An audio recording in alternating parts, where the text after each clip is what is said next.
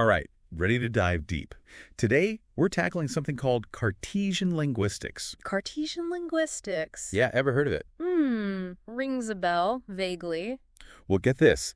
It's actually super relevant to how we understand language today, even though it comes from Way back. How far back are we talking? like 17th, 18th centuries, that kind of time frame. Wow. Okay, so really getting into the history of ideas here. Exactly. And to guide us, we've got excerpts from Noam Chomsky, the linguistics rock star. Chomsky. Oh, yeah, I've heard of him. So his book, Cartesian Linguistics, a chapter in the History of Rationalist Thought. That's our source material. Sounds intense. I'm intrigued already. Trust me, by the end of this deep dive, the way you think about words, even your own mind, it's going to be different. Okay, I'm all ears. Lay it on me. What's the big deal with Cartesian linguistics? Well, what's fascinating is that it's not just about, linguistic theory, grammar rules and stuff. It's deeper than that. Way deeper. It's actually tackling a fundamental question. Is language just mirroring the world out there? Or is it shaping how we see things? Ooh, that's a good one. So, does language reflect reality or create it? Right. Are we just passive observers, or are we actively constructing our understanding of the world through language? Okay, I'm hooked already. So set the scene for us. What was going on back then that led to this whole Cartesian linguistics thing? Well, imagine a world where everyone thought our minds were like blank slates at birth. Blank slates. Yeah, the idea was that we're born knowing nothing and we just learn everything from experience. That was the empiricist school of thought. Okay, makes sense. So, we're just sponges soaking up information. Right, but then along comes this thing called the rationalist revolution. Yeah. And thinkers like Descartes, they start questioning everything. Descartes, famous philosopher guy, right? Exactly, and they start saying, wait, what if we're actually born with some built-in mental software, like innate concepts and structures that help us make sense of the world? So it's not just a blank slate. Our brains come preloaded with some stuff. That's the idea. And this is where language comes in. Language. Interesting. How so? Well, Descartes and the thinkers who came after him, they were obsessed with what makes humans different. The whole what makes us human question. Exactly. And for them, language was the key, like the defining feature of being human. Because we can talk about things, express ourselves, unlike animals. Right. Descartes even said something like, imagine a machine trying to have a conversation. It could maybe spit out words, but it wouldn't truly understand or respond meaningfully. Whoa, so they were already talking about AI back then. Kind of. They were grappling with the idea of whether machines could ever think like us. That's wild. So what did they conclude? Well, they realized it's not just about using language, but about the creativity we have with it. Creativity, like how we come up with new words, new sentences all the time. Exactly. We don't just repeat phrases. We generate entirely new sentences, perfectly fitting each situation. So they're saying that this creative ability to just whip up a sentence we've never spoken before, that points to something deeper going on in our minds. It suggests there's more to language than just mimicking what we hear. There's this underlying structure, this mental software at play. Okay, so it's not just experience. There's something innate about how we use language. That's what they were getting at, and that's a big challenge to the empiricist view. Yeah. If we're just blank slates, how do we explain this incredible creativity and complexity of language? That's the question that Cartesian linguistics throws into the mix, and it gets even more interesting when we bring in these guys called the Port Royal grammarians. Port Royal grammarians, who were they? This group from the mid-1600s, heavily influenced by Descartes. So they were on board with this innate language ability idea. Big time.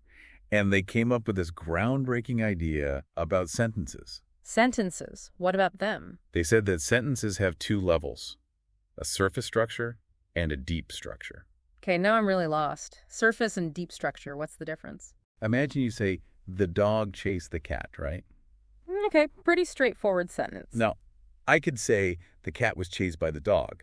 Same meaning, different words. Ah, I see. Different arrangement, but the same idea. Exactly. So the surface structure is what we hear, the actual words, but the deep structure is the core meaning underneath. So different clothes, but the same person inside. I like that analogy. So they realized you could even express the same deep structure in different languages, using different grammar, but the meaning's the same.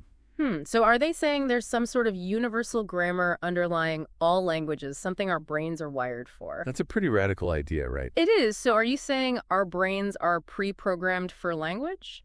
That's one of the big questions Cartesian linguistics raises, Yeah. and it has huge implications for how we understand language today. Okay, I'm definitely seeing how this old school stuff connects to modern thinking. And we're just getting started. There's so much more to uncover about how these ideas have shaped our understanding of language, thought, even consciousness itself. I'm ready. Bring on the mind-blowing insights. All right, let's keep diving deeper into the world of Cartesian linguistics and see where it takes us. That's a wild thought. So, like, underneath all the different ways we talk, there's this hidden structure our brains are tapping into.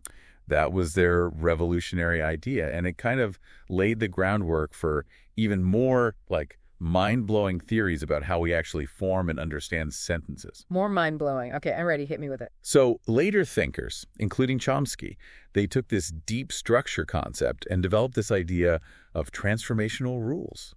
Transformational rules. Sounds intense. What are those exactly? Think of them like mental gymnastics our brains are doing to connect that deep structure, that core meaning, to the actual words we speak or write. So it's like our minds have these built-in algorithms for transforming thought into language. Exactly. It's like we're getting a peek behind the curtain of how our brains process language. Wow. Okay, now I see how all of this links back to modern linguistics. Right, and while some specifics have been refined over time, those core insights from Cartesian linguistics, they're still incredibly influential. So this idea that our minds actively shape how we understand language and that language itself is a tool for thought, that's still central to how we approach the subject today. Exactly. It's not just about communication. It's about how language is shaping our thoughts, even our perception of reality. That's a big one.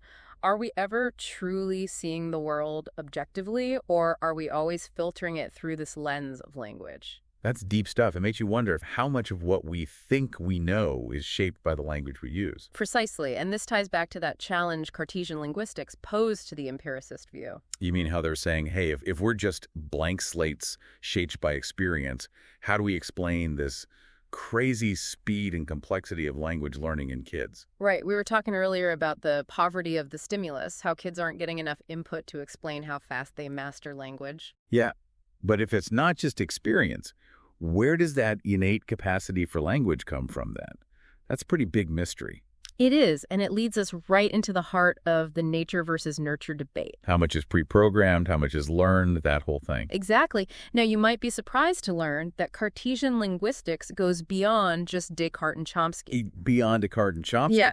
It encompasses a wider range of thinkers, including some who came at it from, very different angles. Oh, really? Like who? One figure who stands out is Herder. Herder. Isn't he like a romantic movement guy? Yeah, you might associate him with Romanticism, but his ideas about language were heavily influenced by this Cartesian tradition. Okay, so we've got a romantic who's into this rationalist view of language.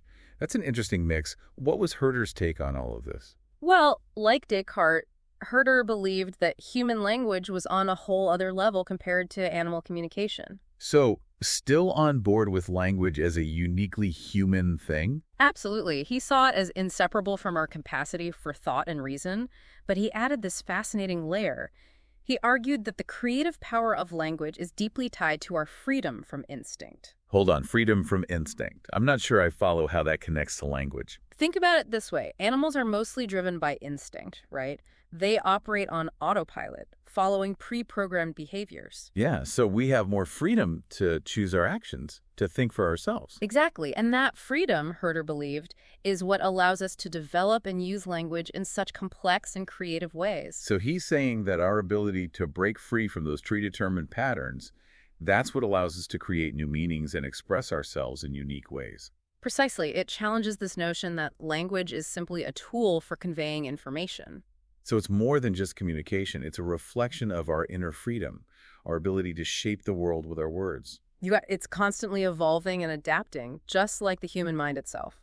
So it's not just that we have language, it's that language is constantly being shaped by us, by our culture, by our history, even by our individual creative impulses. You got it. It's a beautiful reminder that language isn't just a set of rules, it's a reflection of who we are as a species. Our creativity, our intelligence, our ability to make something new. This is all so fascinating. But we've been focusing on Cartesian linguistics and those who supported it. Weren't there others who disagreed with this whole approach? Of course, every intellectual movement has its critics, and Cartesian linguistics was no exception. So who are the main challengers? One of the most significant challenges came from, you guessed it, the empiricists. The empiricists, so they were sticking to their guns, experience is king, that kind of thing. Yeah, they maintained that experience is the primary shaper of the mind, and that includes language. Okay, so how do they explain how we learn language if they weren't buying into this idea of innate structures? Thinkers like Locke argued that children learn language primarily through association and imitation. So just by observing patterns and copying what they hear. Basically, they saw language as a skill acquired through experience, just like learning to ride a bike. But wait, doesn't that run into the same problem we talked about earlier? How can simple imitation explain how quickly kids pick up language, especially grammar? You're right, it does bring us back to the poverty of the stimulus. It doesn't seem like there's enough input for them to learn everything just from what they hear. That's the big question that empiricists grapple with, and as we've seen, the rationalist perspective, with its emphasis on innate structures, seems to hold more weight when it comes to explaining grammar acquisition. So maybe it's not an all-or-nothing situation. Perhaps some aspects of language are more readily explained by experience, while others point to these innate mental structures. Exactly. It's likely a combination of both nature and nurture that contributes to our mastery of language. So both sides of the debate have something to offer. Absolutely, and that highlights just how complex and intricate this whole process really is. There's no single answer that fully explains it all. Exactly, and that brings us back to the lasting impact of Cartesian linguistics. Okay, so after all this deep diving, what are the key takeaways we should be thinking about?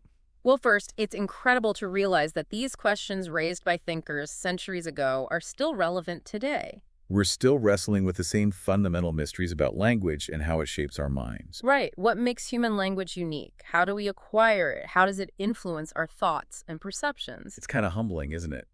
We're part of this ongoing conversation that's been happening for centuries. It really is. And another takeaway is the importance of interdisciplinary thinking. Like how Cartesian linguistics draws on insights from philosophy, psychology, linguistics, even computer science. Exactly. Breaking down those silos can lead to truly groundbreaking discovery. Like language is this intersection where all these different fields come together. Precisely. And finally, I think the most important takeaway is the sense of wonder and awe that language inspires. All right, we use it every day, but we rarely stop to think about how complex and incredible it really is. It's a powerful gift. It allows us to communicate, to create, to express our innermost thoughts and feelings. And Cartesian linguistics helps us appreciate the beauty and complexity of that gift. Exactly. It challenges us to think deeply about its implications for understanding the human mind and our place in the world. This deep dive has been a real eye-opener. It's amazing to think that ideas from centuries ago are still shaping how we understand language today.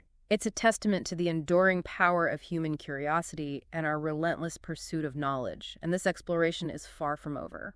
You know, it really makes you wonder about the future, too. If language is so powerful for thinking like these thinkers believed, what does that say about AI? Yeah, like all this talk about AI these days, can we really make a machine that understands and uses language like we do? Because it's not just about putting words together, right? It's about nuance and context. Yeah. Even humor. Could an AI ever tell a joke that makes us laugh? And it goes even deeper. If language is tied to our thoughts, perceptions, experiences, does that mean consciousness is rooted in language somehow?